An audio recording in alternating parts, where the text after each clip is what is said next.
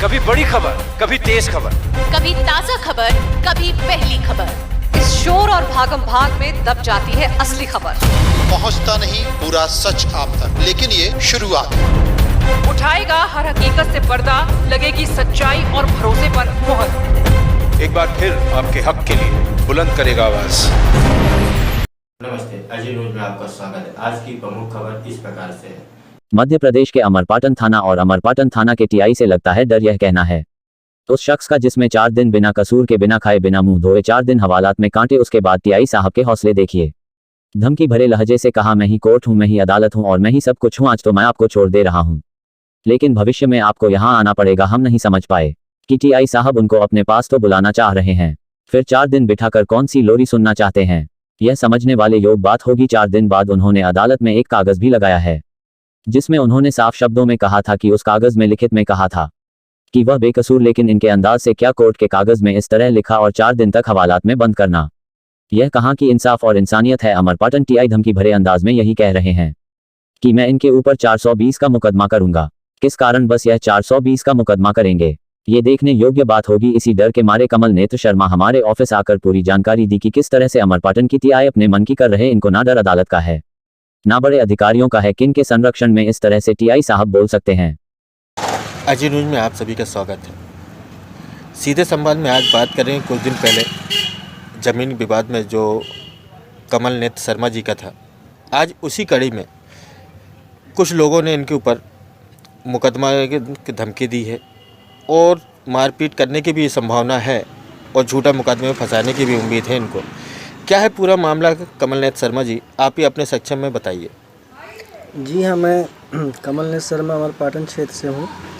अभी 30 जनवरी 2022 को मुझे अमरपाटन टीआई संदीप भारती और सेमरी निवासी संजय तिवारी के द्वारा रीवा से थाना में उठवा करके गिरफ्तार करा के अंदर सेल में रखा गया था, जो कि 30 जनवरी से 2 फरवरी तक अंदर रखा गया 4 दिन के लिए। इसके बाद हमने जो है कोई अपराध नहीं किया, कोई हमारे साथ गलत किसी न्यायालय में प्रकरण नहीं है, न किसी थाने में कभी कोई शिकायत हुई, न किसी प्रकरण का हमारे साथ कोई लेना देना रहा। ज़मीन का इनका रजिस्ट्री का जो है जो भी पैसे का एग्रीमेंट था वो ख़त्म हो चुका था 2016 का, और हमने 1 साल अतिरिक्त समय दिया था 2017 में। इसके बाद भी इन्होंने कोर्ट की नोटिस को जो है नज़रअंदाज कर दिया और उसको जो है रजिस्ट्री कराना उचित नहीं समझा। हमने 5 साल बीत जाने के बाद ज़मीन बेची। इसमें हम बेकसूर हैं।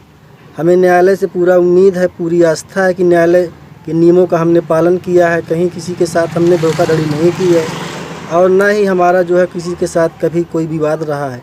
इसके बाद भी संजय तिवारी जो है सेमरी निवासी और अमरपाटन टीआई संदीप भारती के द्वारा हमारे को झूठे मुकदमे में फंसाने के लिए प्रयास किया जा रहा है। और यहाँ तक कि कहा भी गया कि तुम्हें हम 4 दिन के बाद बाइज्जत रिहा हो गए हो, तो अब हम कोर्ट में तुम्हारा कुछ नहीं ऐसा है, पर यहाँ नियम के तहत हम तुम्हें किसी गलत मुकदमे में फंसाएंगे, तुम्हारे साथ जानलेवा हमला भी हम करवा सकते हैं।